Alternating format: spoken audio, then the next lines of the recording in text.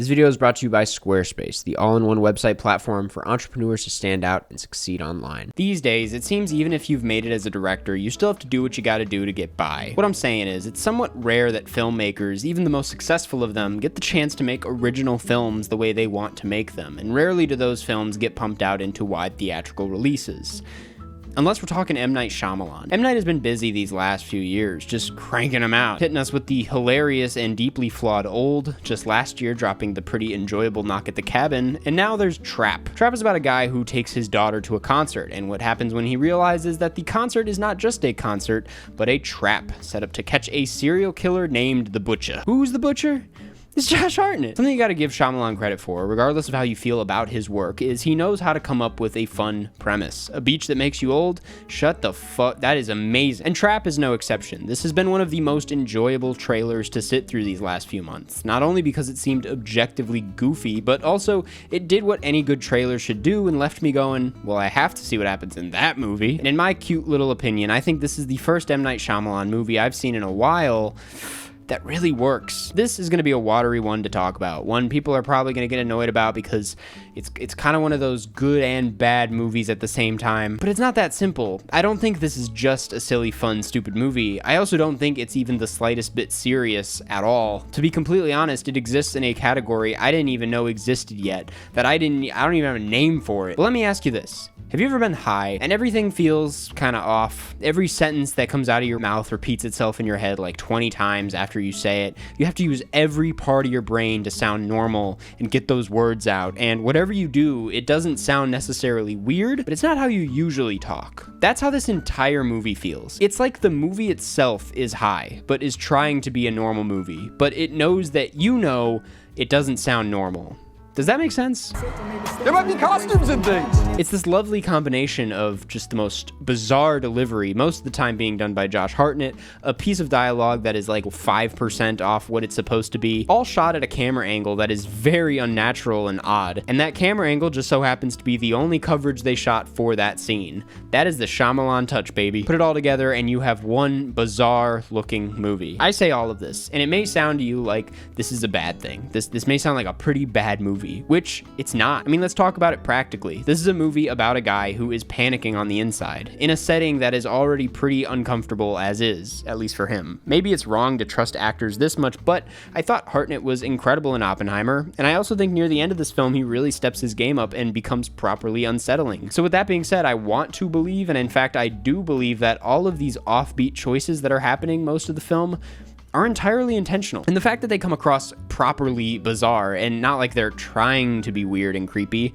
is actually admirable. Also, the dialogue and the delivery of it is so consistently strange that it does become charming after a while. It starts to feel, again, intentional. It doesn't come off as a mistake. At this point, I just see it as his style. The same way Wes Anderson, Tarantino, and Yorgos characters all have a distinct way of speaking too. The only part that doesn't add up is when someone in the movie describes him as a noticeably great liar. Like, are we watching the same guy here? He's not that good at lying. Speaking of things that don't add up, this might just be the king of movies that don't add up. Bear with me, I'll defend it in a second, but let me explain what I have to defend. This would be target number one if we were still living in a time where CinemaSins ruled online film criticism. Every scene has a million plot holes to nitpick, and if you think about this thing for even a second, it all starts to crumble. My genuine issue with this is that M. Night realized this too while writing the script, so there's a lot of time spent trying to make these decisions make sense, which I don't think he needs to do. All of that said, I am a moviegoer who looks past plot holes easily. It's a pointless thing to bitch about, in my opinion, when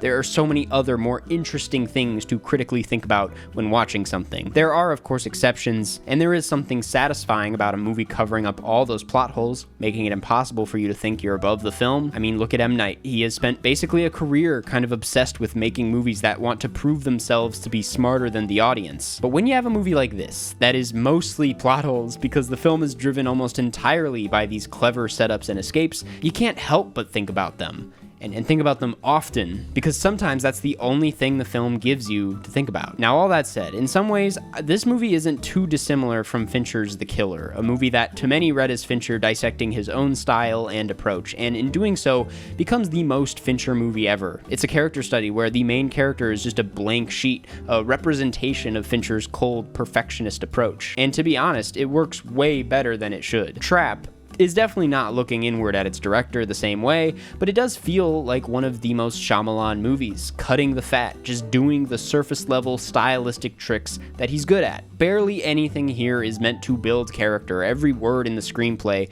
serves the purpose of giving you a satisfying payoff. And that's kind of what it's missing. It doesn't have a character. But at the end of the day, isn't it that quality that allows for this guy to be a pretty well-written serial killer? His motives are thin. They're barely explored. In fact, they're only really explored so that some moment in the third act can land. Like I just said, he's a very empty character, which is why the delivery of him attempting to sound like how a normal person sounds actually works. It's why even if the film is stuffed with payoffs and escapes and plot holes, that is what this guy's whole thing is, and the film's answer to where that puts him makes sense. This is why this movie breaks my brain. Yeah, the more you think about it on the surface and whether or not it makes any goddamn sense, it falls apart. Absolutely. But the more I think about it as a character study about a man who isn't really a person, isn't really a character, who's barely getting by with witty escapes that don't add up, I find it more interesting than a handful of recent Shyamalan movies. That's the other thing. I've really struggled with Shyamalan's recent output. It's come off very confused as to what it should be. Old is goofy, but then it's not. Knock at the Cabin is sincere, but feels like it wants to be weirder. But I like Trap because it accepts its shortcomings and knows that it's weird,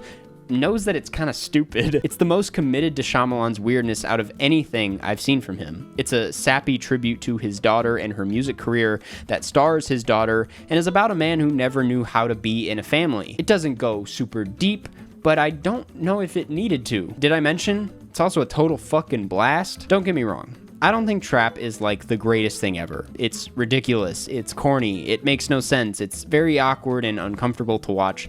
No offense to his daughter, but the music wasn't great either. But I feel this is, for the most part, exactly what Shyamalan wanted to make. The kind of movie that he's wanted to make for years now, and that comes through in the filmmaking. There's something very charming about it all, and I would happily watch it again. And you know what? That's what I gotta say. I liked Trap, I guess. Thanks for watching. Go watch Trap and form your own opinion, and before you head out, I want to thank this week's sponsor, Squarespace, the all-in-one website platform for entrepreneurs to stand out and succeed online. A couple things I love about Squarespace. One, they have their new guided design system, Squarespace Blueprint, where you're able to start a completely personalized website. Choose from professionally curated layout and styling options to build a unique online presence from the ground up, tailored to your brand or business and optimized for every device. Easily launch that website of yours and get discovered fast with integrated, optimized SEO tools so you show up more often to more people and grow the way you want. If you're like me and you make videos, you're going to love their video collection feature, which allows you to upload video content, organize your video library, and showcase your content on beautiful video pages.